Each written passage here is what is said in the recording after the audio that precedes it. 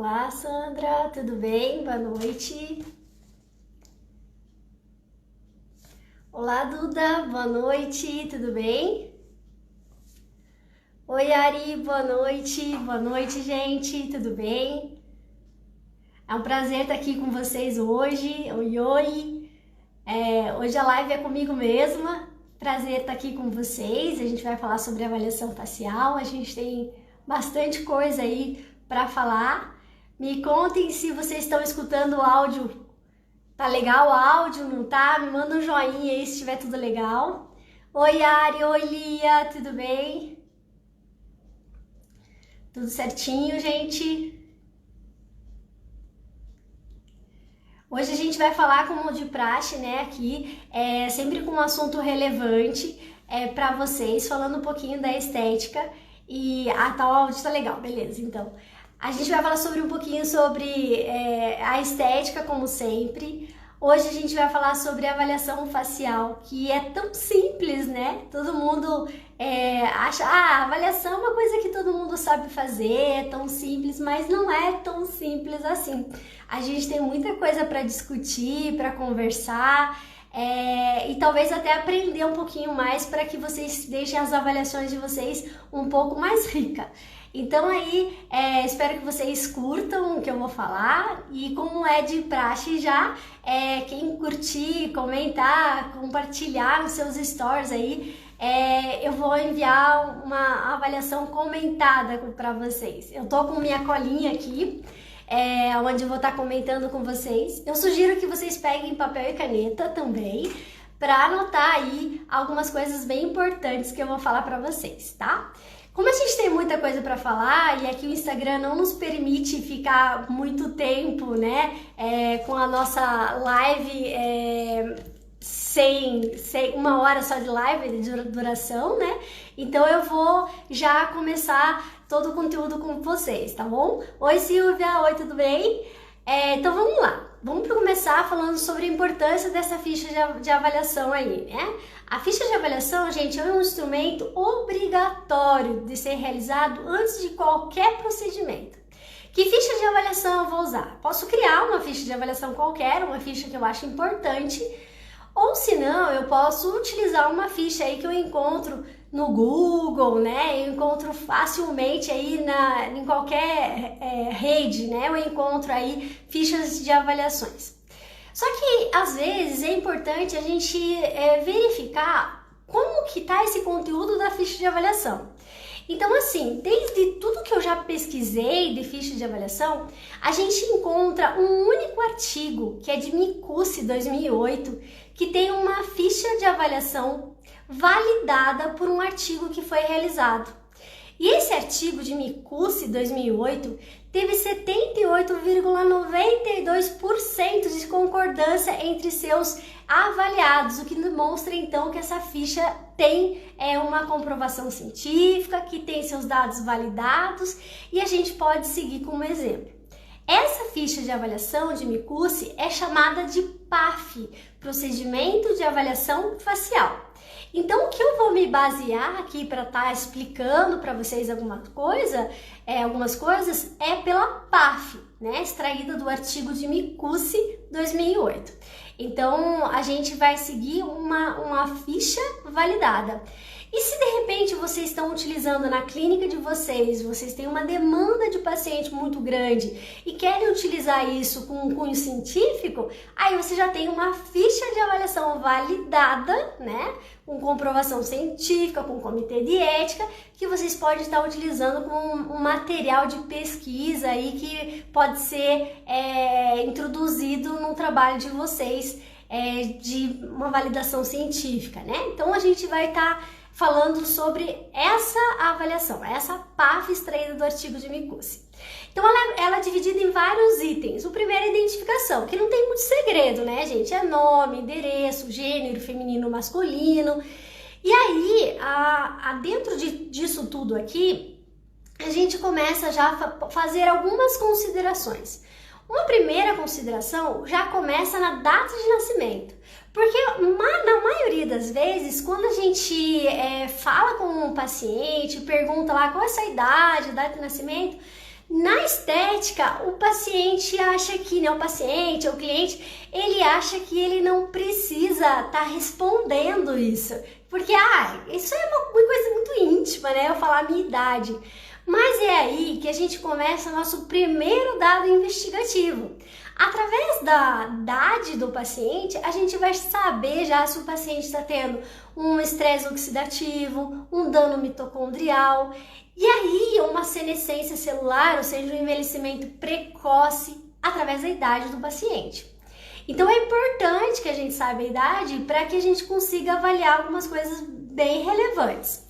Então, como eu falei para vocês, pegar papel e caneta, vou começar com as primeiras coisas relevantes aí, que se vocês não estão utilizando, fiquem ligadinhos para utilizar com o paciente de vocês. Essas informações extraídas do conceito da corneoterapia. Então, eu utilizei a corneoterapia para tirar alguns conceitos para passar aqui para vocês, certo?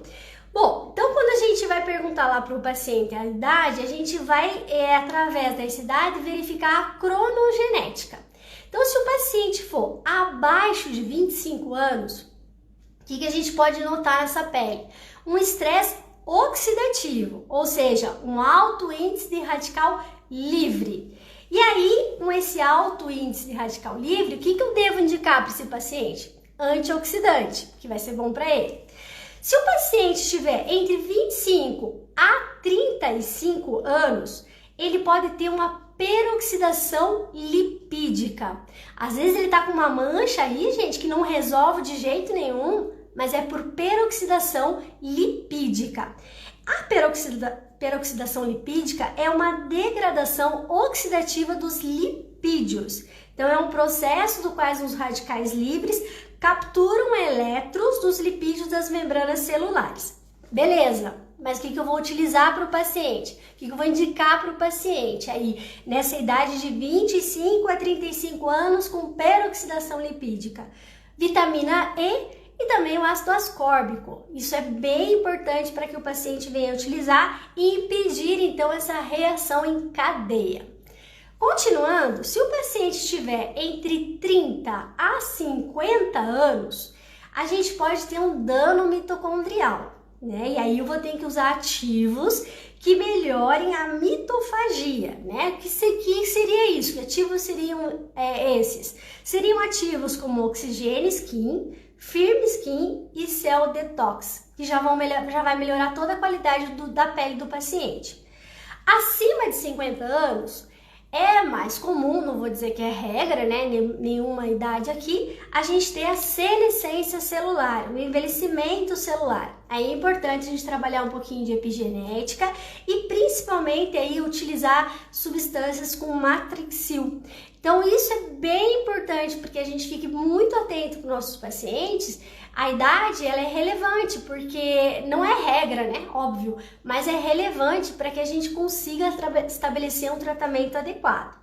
Isso seria só na identificação, o dado investigativo a partir da idade do paciente. Então fique bem atentas com isso.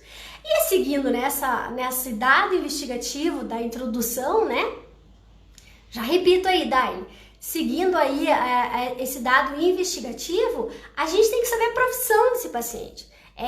Se essa profissão é muito extenuante, o estresse, trabalho sobre sol, sobre luz celular, informática, enfim, como que tá essa profissão desse paciente, porque isso vai interferir e muito no tratamento que a gente vem executar.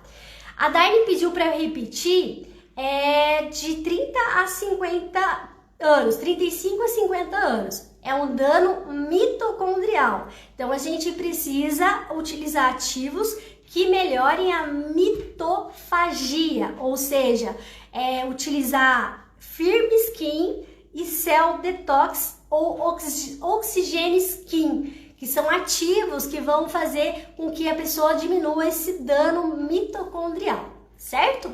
Bom, continuando, saímos do dado investigativo da identificação apenas, a gente vai para a segunda parte. A segunda parte é a anamnese propriamente dita, que a gente vai realmente colher informação do paciente.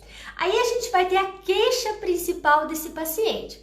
Essa queixa principal não tem muita dúvida, né, gente? A gente vai direcionar o paciente para aquilo que ele vem buscando. É uma avaliação facial? Então, dentro da face, né, dentro das alterações faciais, da desarmonia facial, o que mais te incomoda aqui na estética eu posso te ajudar?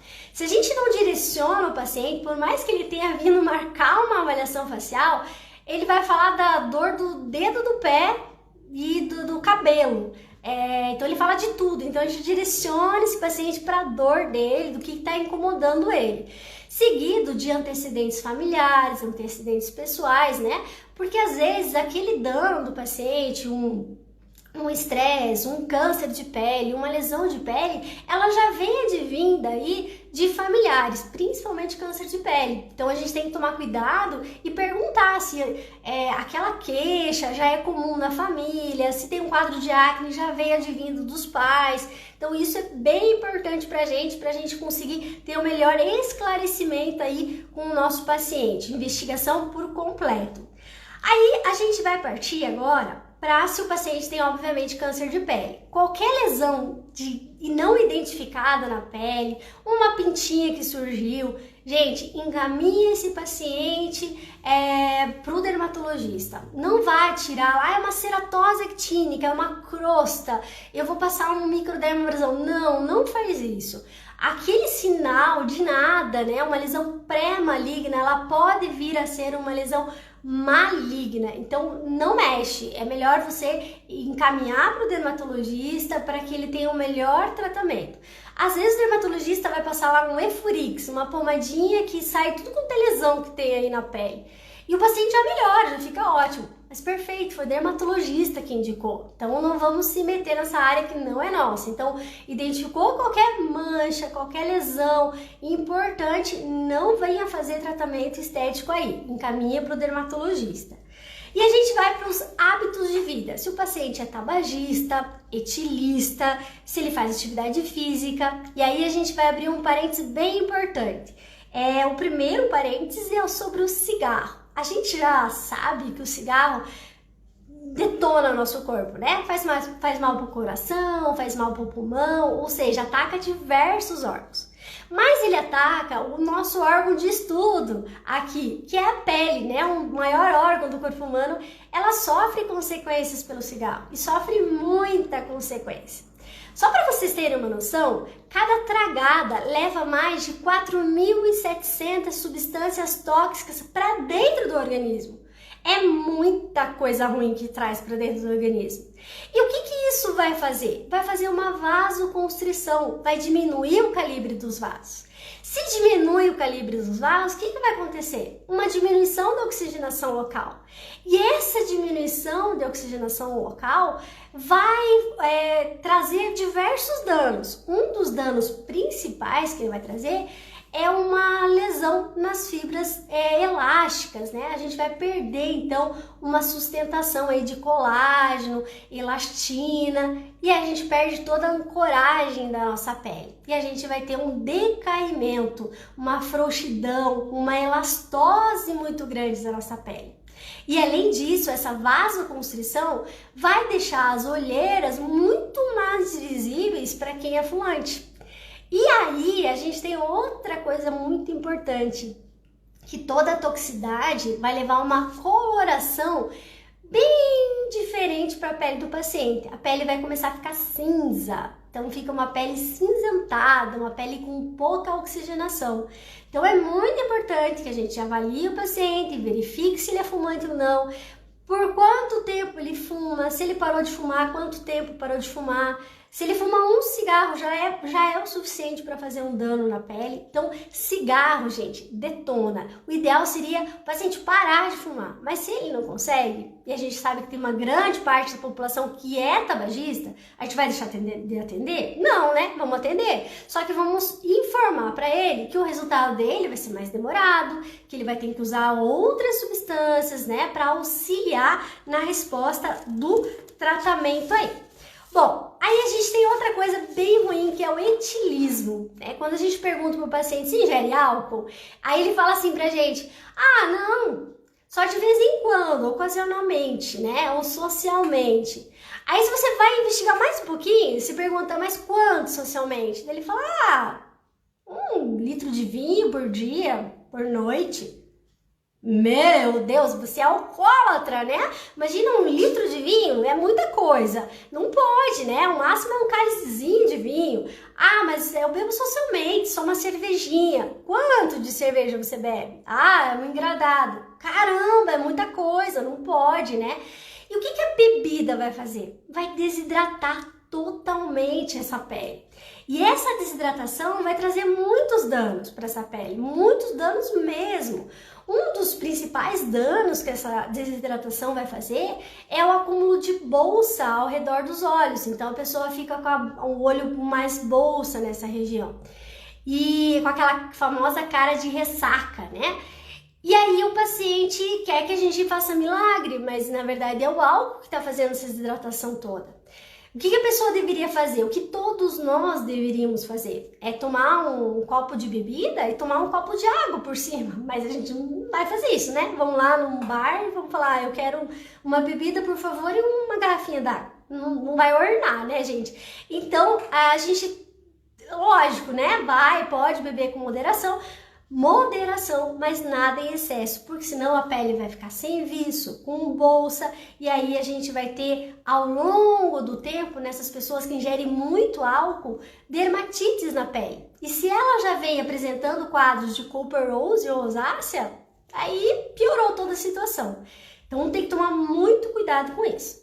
Saímos dessa parte e vamos na ficha de anamnese para medicamentos. Vocês vão falar assim pra mim, caramba, mas medicamento? O que eu tenho que saber de medicamento? Eu não sou farmacêutica.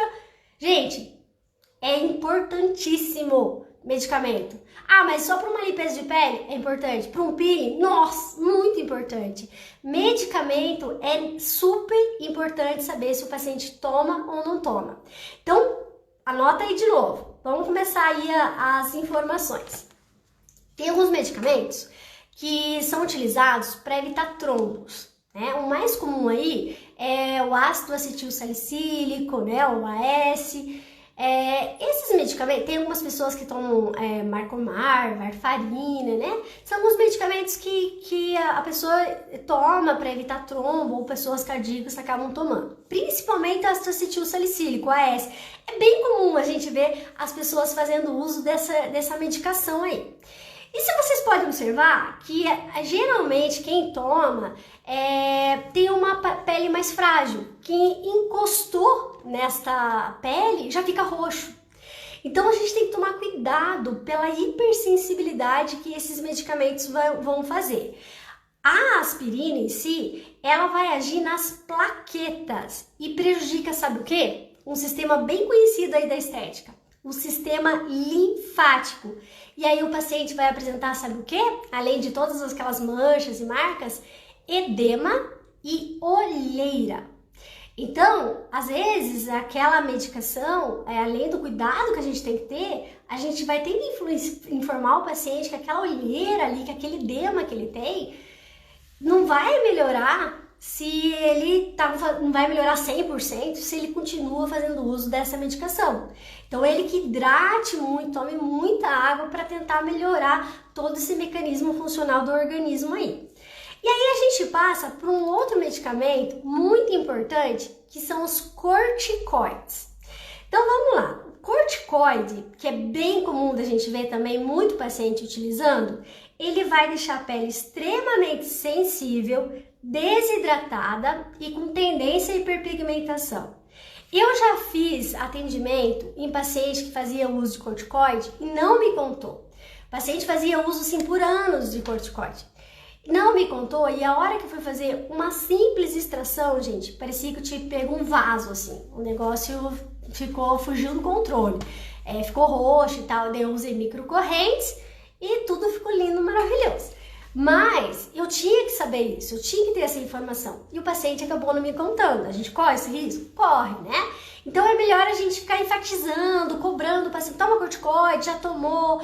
para que ele realmente nos conte tudo isso, porque realmente faz uma fragilidade capilar, além de todos esses danos que eu falei para vocês, pele desidratada, né, com tendência à hiperpigmentação.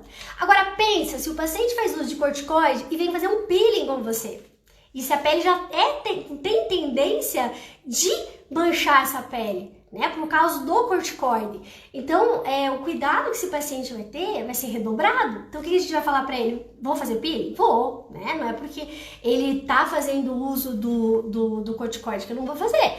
Porém, ele vai ter que tomar muito mais cuidado. Usar filtro solar, usar filtro solar oral. Não que uma coisa, o oral vai substituir o tópico. Nunca. Mas ele vai auxiliar, ele vai complementar. E aí vai dar tudo certo, vai ficar louco de bom tratamento com para vocês. E se o paciente faz uso de diurético, bem comum também.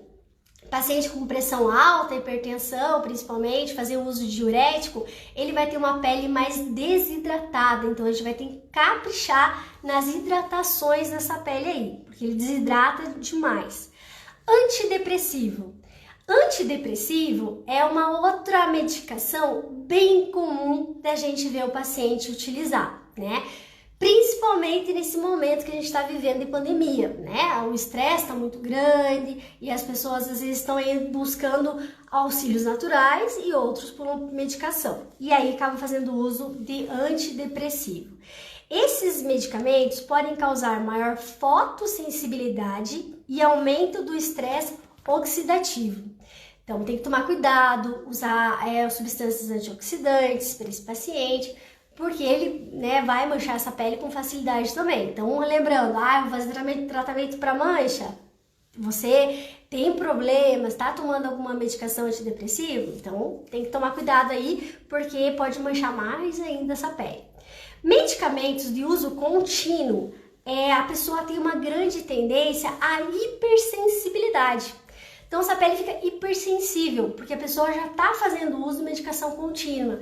Então, qualquer coisa que você vai fazer um electrolifting, vai fazer uma radiofrequência, o paciente já vai reclamar de tudo, porque realmente está com uma pele muito mais sensível. Então, o cuidado vai ter que ser redobrado aí.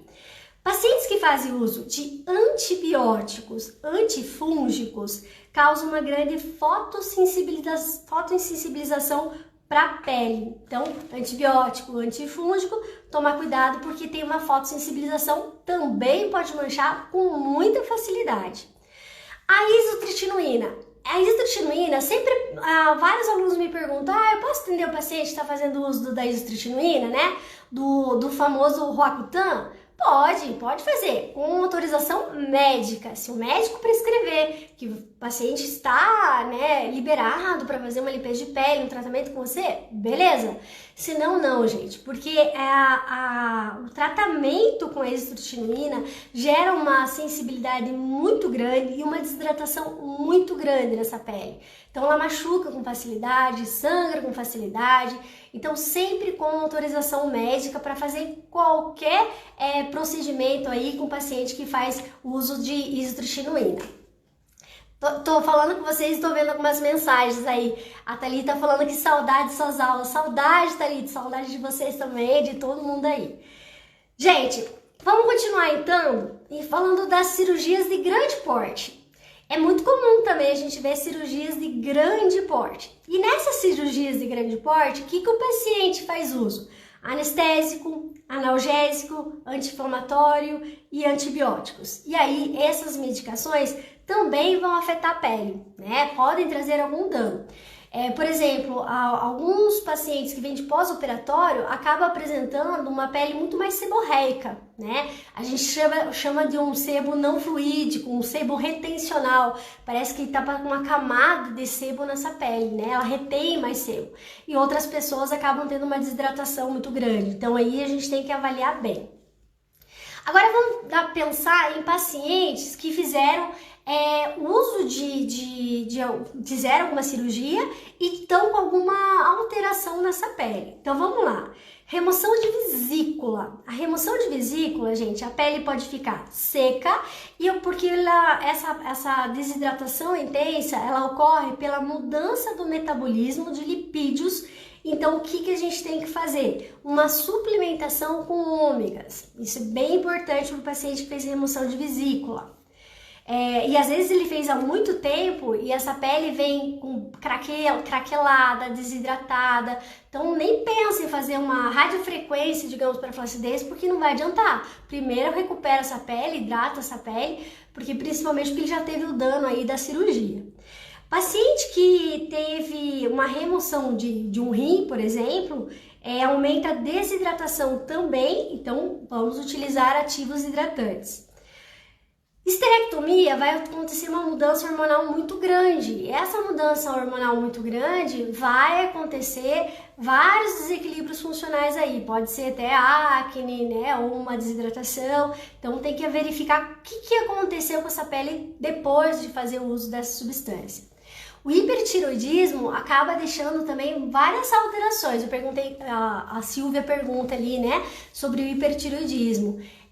Ele faz uma desidratação em algumas peles bem importantes, fora a queda de cabelo, bem importante. Então tem que controlar e controlar muito o hipertiroidismo, porque ele desencadeia várias coisas que não é muito legal para a pele.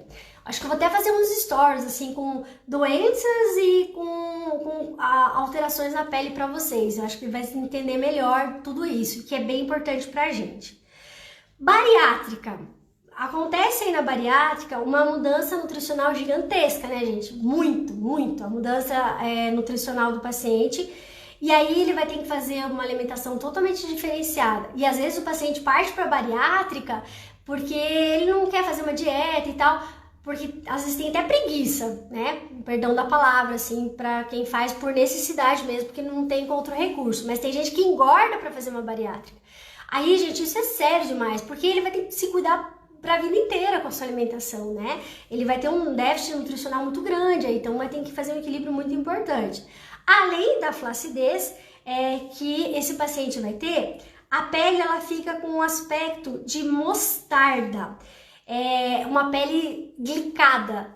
Então, eu tive o prazer de ter aula com a doutora Fernanda da Element, e ela contou um caso no curso dela bem interessante, que eu vou contar para vocês. Ela falou que chegou o paciente e ela tinha aquela cor de mostarda na pele, e ela falou que tinha feito de tudo já, e a paciente falava que não tinha feito nada e estava bem, teoricamente. E ela falou, meu Deus, mas por que essa pele tá com essa cor de mostarda? Aí, de tanto investigar, depois de muito tempo, de fazer um monte de tratamento, que a paciente contou que ela tinha feito bariátrica.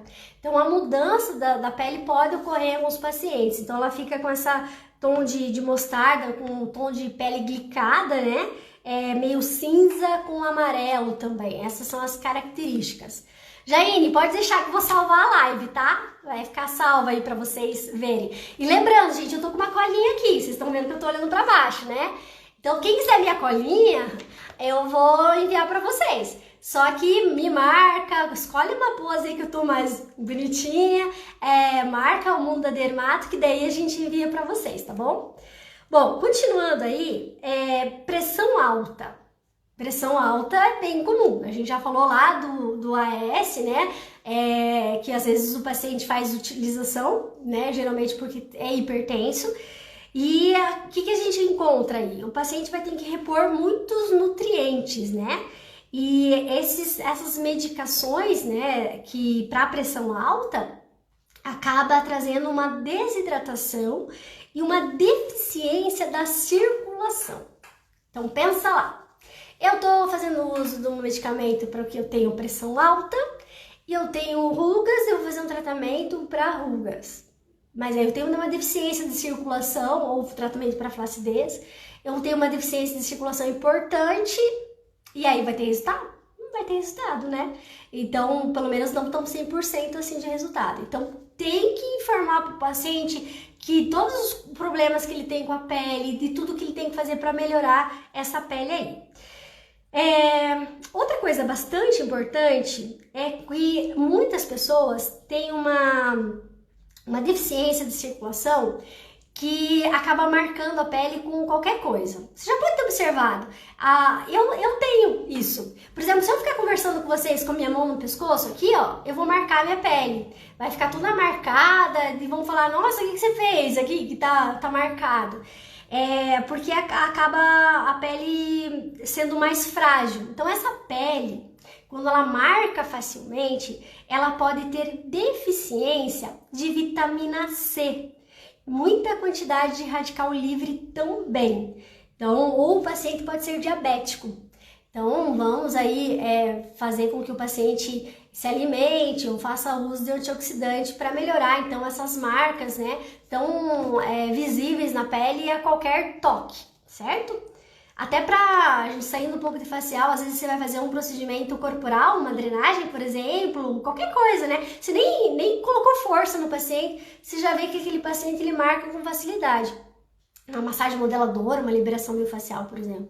Então, tem que tomar cuidado com relação a isso, né? E falar para o paciente fazer o uso de vitamina C, antioxidantes aí, e perguntar se ele é diabético também, tá? Bom, cosmético. Cosmético é uma dúvida, assim, muito grande, né? De uma relevância extremamente importante, né? A cosmetologia tem que ficar aliada aí com a estética e vai minha admiração por todos os farmacêuticos que trabalham tão bem com a cosmetologia, né?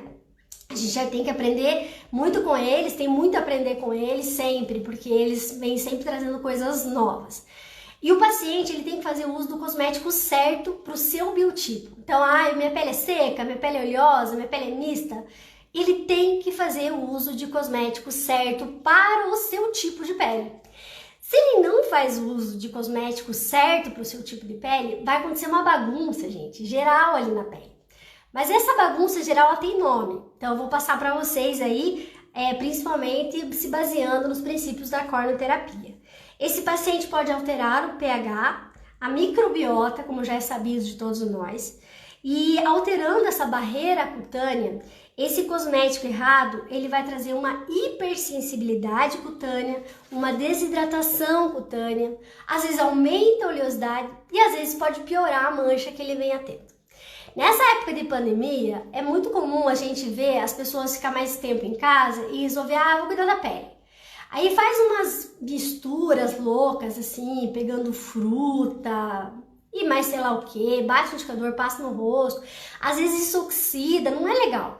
Ou vai usar um cosmético que tá lá guardado há muito tempo, já tá vencido. Gente, cuidado com isso.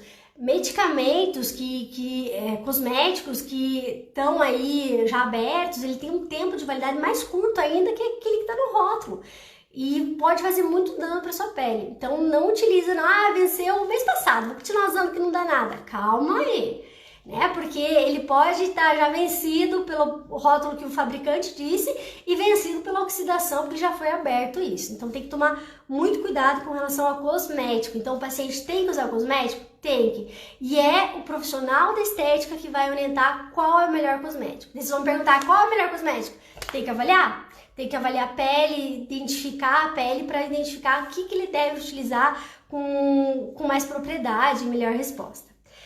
Botox. Bem comum da gente ver o paciente fazendo uso de Botox, daí vem sempre a dúvida, eu fiz Botox, eu posso fazer uma limpeza de pele? Posso fazer uma radiofrequência? Posso fazer, sei lá, um electrolifting? Eu posso fazer um preenchimento, intradermo pressurizada, sei lá. O paciente sempre quer fazer mais, daí ele faz uma coisa e quer fazer outra. Procure evitar fazer procedimentos, na literatura diz, 72 horas pode ser realizado o procedimento, mas faz pré-botox. Então assim, o paciente é teu, ele tá falando que quer fazer um botox, legal, faz, né? O botox é tudo de bom mesmo.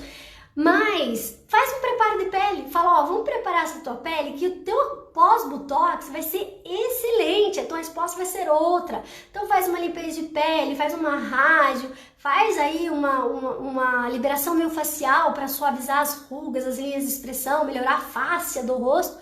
E aí o paciente vai pro botox. Pode ter certeza, gente, que o paciente vai amar o pós-botox dele. Vai dar muito mais resultado, vai ficar muito mais tempo com aquele resultado lá. Porque ele preparou a pele para receber. Mas depois, não é muito legal ficar mexendo não, tá? Apesar da literatura dizer que a gente pode estar fazendo a utilização aí de qualquer procedimento depois de 72 horas.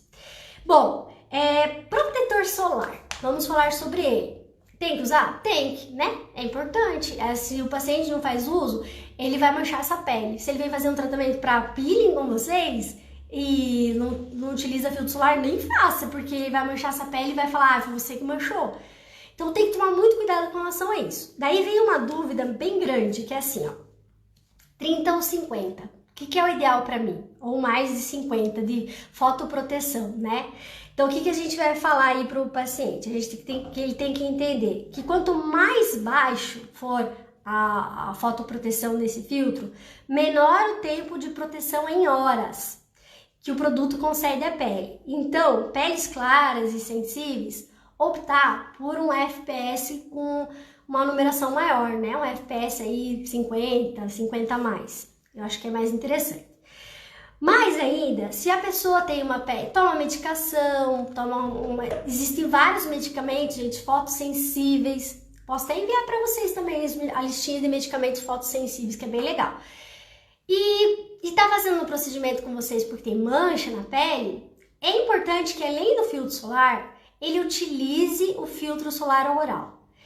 Isso só o oral vai proteger? Como eu disse anteriormente, lá no começo da live, só o filtro solar oral não protege. Ele precisa do tópico, mas ele potencializa o tópico. Eu já tive paciente que era aquelas pessoas com muita efêmide, sabe, sarda, e com um fototipo que mancha com facilidade, fototipo 3, e ama a praia. E quando ela ia passar as férias dela, ela ficava na praia e no mar. Então ela manchava muito a pele. E aí teve um ano que eu falei assim pra ela, ó, vamos tentar fazer o uso do filtro solar, além do tópico, o oral também, 2 meses antes de você ir pra praia. E naquele ano, gente, ela foi pro Nordeste. Ela voltou com a pele exatamente como tinha encerrado o tratamento dela. Sem nenhuma mancha, com a pele bem clarinha. E a gente ficou muito feliz, porque quem tem efélis, quem tem uma mancha, sabe que foi no sol, pá, manchou. É muito rápido isso. Essa mancha, ela vem com muita facilidade, né, com o sol. E aí ela não manchou essa pele. Então, é muito importante fazer o uso de filtro solar, tanto oral quanto tópico. Então, a gente tem algumas substâncias como oleolápico, nogenol, que são substâncias que vão, além de ajudar nessa proteção, são antioxidantes e vão ajudar na qualidade da pele também, não isentando do tópico, mas complementando a sua ação, que vai ser muito legal. Alergia, gente, é uma outra questão muito importante. Antes de eu falar da alergia, a Thalita pergunta pacientes com rosácea, que tipo de protetor solar é mais adequado? É complicado, né? Porque pacientes com rosácea acaba tendo uma grande desconforto com vários protetores. Um protetor que eu nunca tive problema, que até recomendo para quem eu conheço que tem rosácea, é da Adatina. Se alguém conhecer algum outro aí, comenta aqui pra gente ajudar a Thalita ali na informação, na resposta dela, tá? Mas o Adatina é um filtro solar que eu gosto bastante. Bom, continuando lá, alergia. A gente sabe, gente, que uma reação inflamatória, né, uma alérgica, ela pode acontecer em várias regiões. No rosto, como é o caso que a gente está falando agora, mas pode acontecer no corpo todo. E o paciente que vem apresentando um vermelhidão, um prurido, né, uma coceira no rosto ou em região em tratamento, não deve ser submetido a tratamento estético. No momento que ele está com alergia, nunca. Então, às vezes o paciente fala, mas tem certeza? Usa um cosmético hipoalergênico.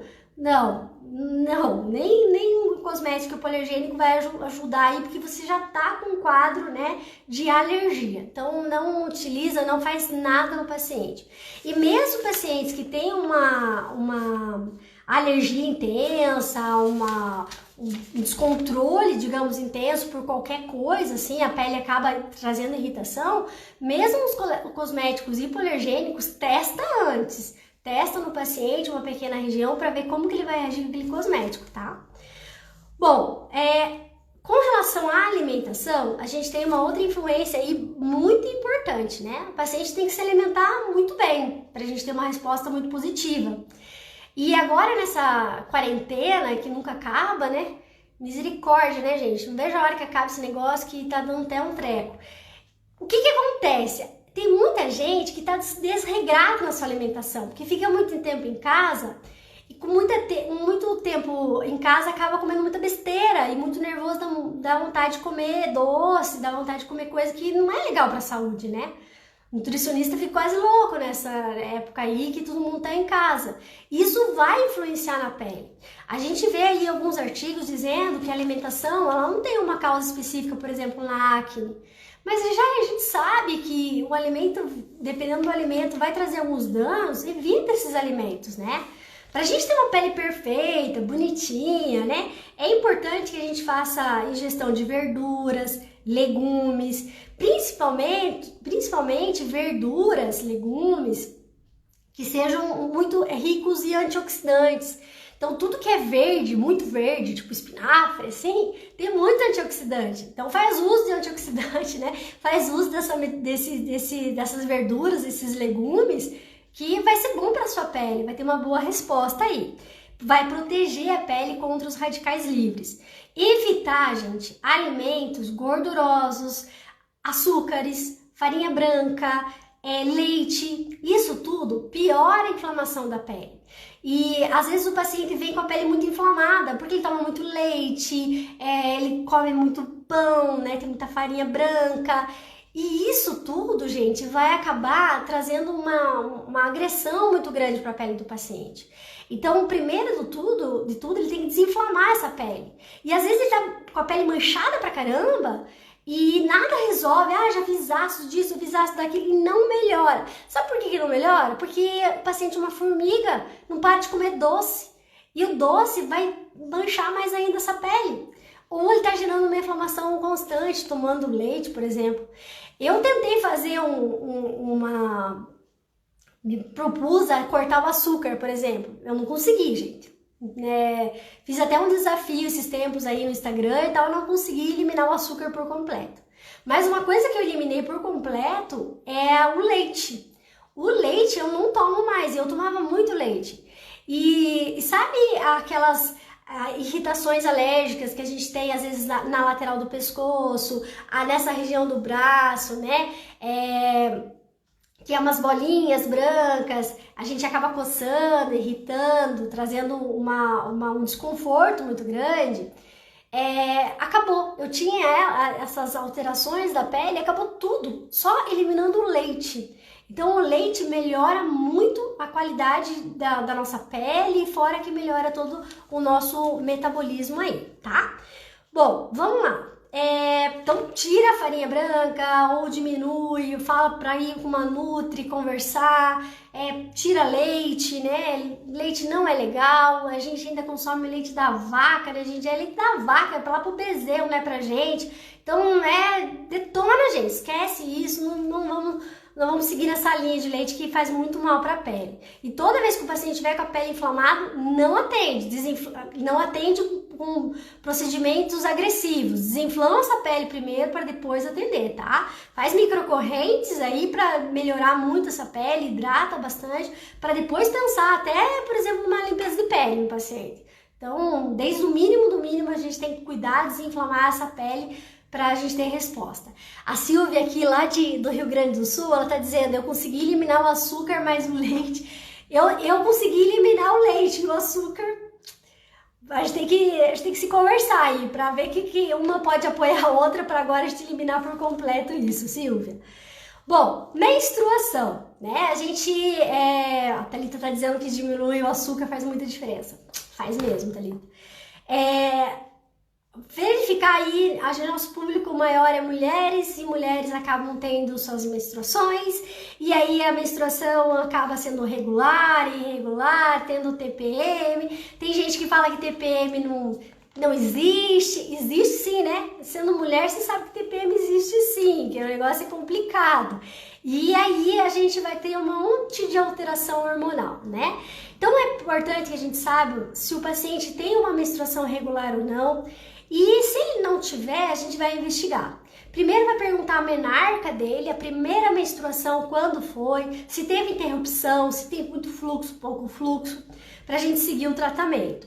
Adolescente, vem uma menstruação muito precoce, né? A primeira menarca foi muito cedo, acontece uma mudança hormonal muito intensa. O que tem o acometimento? De acne, né? A acne é a primeira coisa que tem o acometimento no adolescente por alteração hormonal. O ovário policístico também tem alteração hormonal, tendência à acne, principalmente na região mentoniana. E ainda pode ter o hirsutismo, né? Com pelos e tendência à sensibilização e desidratação. Eu tenho ovário policístico, agora tá mais controlado, então a minha pele, gente, ela não foi para desidratação e nem pro hirsutismo, graças a Deus. Mas eu acabei tendo muita acne por essa alteração aí, né? E daí você tem que controlar com medicação, o negócio é complicado. A menopausa. Também a gente encontra muitos pacientes que já estão na menopausa e vem buscando tratamento com a gente. Então a gente tem que fazer o quê? Aumentar a hidratação dessa pele, porque a menopausa faz uma grande desidratação. E ainda pelos conceitos da cornoterapia, ela diminui a espessura dérmica, aumenta a retenção hídrica, diminui a produção de colágeno e elastina e ácido hialurônico. E aí o que o paciente vem? Que está geralmente na menopausa, vem buscando tratamentos com radiofrequência para flacidez na pele, né, para melhorar o contorno. E olha só, gente, o paciente tem aí uma alteração muito importante de desidratação, de colágeno, né? Então é importante que esse paciente faça uma reposição adequada, faça uso de ômegas, né? Tome bastante água. Se ele não faz a ingestão de carne, porque às vezes é vegano, procura substituir por uma coisa que tenha um poder tão bom quanto uma carne, né? Eu posso citar aí pra vocês uma coisa que eu gosto muito, tem até aqui plantada aqui em casa, que é Ora por Nobis. É super bom, gente. Uma folha não tem gosto ruim. Olha que eu sou chatinha para gosto. Não tem gosto ruim. E ele consegue aí fazer uma boa resposta para substituição à carne. Então, para quem é vegano, né, acaba sugerindo a utilização disso. E sempre é óbvio, né, procurar uma nutri para ter melhor resposta sobre o melhor alimentação nesses casos. Osteoporose. Também encontramos pacientes com osteoporose. E aí a gente pode ter nesses pacientes com osteoporose uma deficiência de cálcio, de vitamina, diminuição da camada epidérmica, um envelhecimento. Então é importante que esse paciente também faça uso de ômegas, né? Faça uso de bastante castanha, nozes, né? Que ele se alimente disso, que procure também uma nutri para ter aí o consumo de nozes e castanhas. É importante, isso faz uma farinha, bater isso tudo, fazer ingestão disso para ter uma boa resposta também. Bom, a gente só falou até agora da medicação e olha só, né? Nossa live foi voando aí. A gente tem ainda a importante pergunta a fazer para o paciente sobre o tratamento estético que ele fez anteriormente. Se ele teve resposta, se ele não teve resposta, porque aí a gente vai saber como que foi realizado e se está semelhando aquilo que você vai fazer ou não, né? Nunca criticar, gente, um colega, por mais que se o paciente tenha feito algum procedimento com outro colega e tenha feito um monte de besteira esse colega, nunca questione, fala, olha, meu tratamento vai ser um pouquinho diferenciado, vou fazer assim, assim. Ah, será que a pessoa fez errado? Não, às vezes tem uma conduta diferente. Então procura nunca criticar, por mais que esse colega tenha errado, né? Vamos ser unidos na classe, nunca criticar um colega, por mais que tenha algum erro às vezes. Bom, vamos lá. A gente tem uma pergunta aqui muito importante que gera muita dúvida. Essa pergunta é assim, ó. É sobre a cor da pele, quando a gente passa por um item de extensão física e funcional. Então, a cor da pele do paciente é branca, amarelada, parda, negra. Qual é a cor da pele desse paciente? E aí, todo mundo fica na dúvida, né? Sempre os alunos me perguntam assim, eu não sei se o paciente é pardo, eu não sei se o paciente é amarelo, não sei se eu sou amarela, geralmente falam assim pra gente. Então vamos tentar esclarecer essa dúvida aí pra vocês, tá? Pardo, gente, é um termo adotado pelo IBGE. Esse termo adotado pelo IBGE é para se referir aos brasileiros com várias ascendências étnicas, né? Que atribui a mistura, mistura de cores, essa miscigenação aí importante. E aí a gente encontra, pela essa definição do IBGE, pardo, a seguinte mistura: mulato, descendente de branco e negro, caboclo, né, o caboclo, descendente de branco e ameríndio, o cafuso, descendente de negro e índio, ou simplesmente mestiço. Então aí seria as pessoas pardas, de acordo com essa classificação do IBGE, né, que foi criada aí uma cartilha, digamos assim, tá? Então, como nós temos uma grande miscigenação, a gente realmente tem uma grande população parda, né? Mas não são todos aí. Amarelo, a gente tem muita gente que fala, eu sou amarela, né? Vamos entender também o amarelo, o que é? Basicamente, se divide em duas raças. A primeira raça são os asiáticos, os povos, né, asiáticos do Extremo Oriente. Quem são esses povos e quais são essas descendências para vocês entenderem se vocês têm aí uma tendência a ter essa pele amarelada ou não. Do Extremo Oriente são representados pelos mongóis, chineses, coreanos e japoneses, tá? Então, os japoneses, coreanos, chineses, mongóis têm tendência a ter uma pele mais amarelada. Quando você vai classificar uma pessoa japonesa, por exemplo, em fototipo, pode classificar ela como fototipo 6, tá, gente? Não é errado, não. A literatura já confirma isso pra gente. E segundo classe de população é representado pelo Sudeste Asiático, com os povos malaios, cambojanos, vietnamitas, tailandeses e filipinos. Qual é a diferença desses povos do Sudeste Asiático, que são os vietnamitas, os tailandeses, os filipinos, os cambojanos? Ele tem um tom amarelado, mais bronzeado, diferente dos japoneses, chineses, coreanos. Então, esses povos, eles são mais amarelados e com um tom mais bronzeado. O que a gente não pode confundir? A raça com a cor da pele que o paciente pode vir a ter neste momento. Por quê? Às vezes o paciente apresenta uma cor da pele mais amarela, tá mais amarelada. Por quê? Porque esse paciente está com a pele glicada, ele consome muito açúcar. Ou ele está tendo beta-carotenemia, faz muito consumo de cenoura, mamão. E aí vai ficar com uma coloração mais amarelada, principalmente das palmas das mãos e da sola dos pés. Então, isso significa que a pessoa acaba tendo uma coloração mais amarelada, né? Principalmente pela glicação também, e não muito a ver com os povos aí. Então, isso tem que ficar muito claro. Outra questão muito importante é que às vezes o paciente pode estar com uma cor mais cinzentada.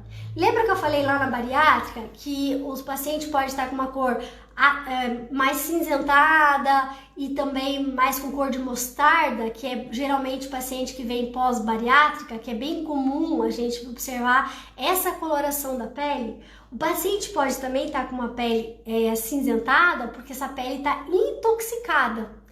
E aí um exemplo de grande intoxicação que o paciente vem a ter é do cigarro. Então o paciente acaba tendo essa intoxicação muito importante. E se o paciente está com uma pele vermelha, essa pele está inflamada. Pele inflamada, gente, como eu já disse anteriormente e repito, esquece fazer qualquer procedimento estético. Primeiro, melhora essa inflamação. Faz alguma coisa para melhorar a inflamação. Não vai usar ácido, não vai usar eletro com a pele inflamada, essa pele tá vermelha.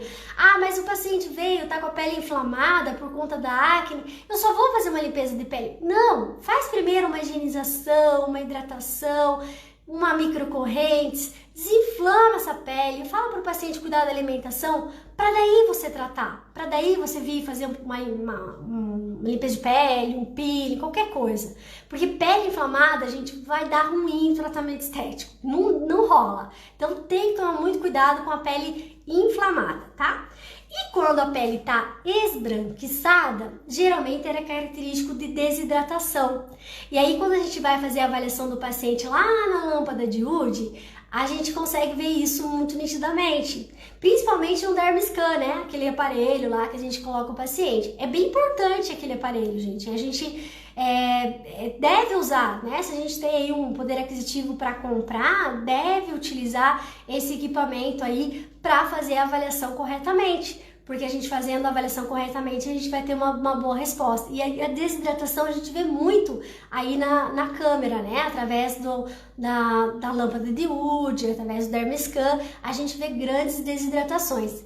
E sabe uma coisa muito importante que a gente vê e que eu fiquei até assim assustada com o que eu vi? Eu fiz um curso de cornoterapia e lá no curso de cornoterapia, gente, a pessoa chegou com uma pele extremamente branca, mas ela tinha higienizado o rosto. A pele teoricamente ela estava limpa, mas ela estava muito branca, você via ali. Então a gente falou, será que é desidratação? E não era desidratação. Sabe o que era? Era infiltração do filtro solar. E aí, como o curso foi de 3 dias, foi solicitado para a pessoa não utilizar aquele filtro solar. E daí a gente no 3º dia foi avaliar essa pele. Não tava mais com aquele branco. Então tem alguns tipos de filtros solares que acabam impregnando na pele e deixando a pele esbranquiçada. Quando você vai ver na lâmpada de Wood lá, você fala, caramba, é uma desidratação. Não é desidratação não. É essa intoxicação pelo filtro solar. E como eu não tô defendendo marca nenhuma aqui, ninguém tá me patrocinando mesmo, vou falar de marca. A Rock, o filtro solar da Rock é muito bom, mas ele faz isso, ele deixa uma película branca no rosto e mesmo lavando, se você for lá no Dermiscan, você vai ver aquilo no rosto todo. Então não é desidratação, é a infiltração do filtro solar, né? Então tem que tomar cuidado com relação a isso, né? Orientar até às vezes um outro filtro solar para não ficar impregnado sobre a pele. Gente, eu tô falando com vocês, a gente tem muita coisa para falar de avaliação, mas a nossa live tá acabando, a gente tá faltando alguns minutinhos para acabar a live. Então o que eu peço para vocês aí? Me marquem, curte que eu vou mandar essa ficha comentada para vocês, eu acho que vocês vão gostar. E aí a gente marca uma próxima live pra gente continuar falando sobre os exames físicos da pele. Pra gente identificar uma mancha, saber se ela é superficial, né? Se ela é epidérmica, dérmica, avaliar uma flacidez de pele. Que tal? Então aí a gente combina uma próxima live. Se vocês tiverem dúvida, gente, não vai dar tempo de eu responder porque tá acabando realmente o tempo, me manda aí nos stories, ou me marca, ou me manda no privado, que eu respondo pra vocês e coloco todas essas dúvidas aí numa próxima live, ou vou respondendo pelos stories no Instagram, certo? Gente, não deu tempo para conversar com todo mundo, porque eu fui falando rapidão aí para dizer tudo, espero que tenha esclarecido. Muito obrigada pela presença de todos, um grande beijo para todo mundo e aí a gente se encontra semana que vem respondendo mais perguntinhas aí de live e falando mais coisas novas para vocês, tá bom? Espero que tenha gostado, um grande beijo, gente. Tchau, tchau. Tchau, tchau, gente. Vou encerrar a live então. Obrigada, Andréia.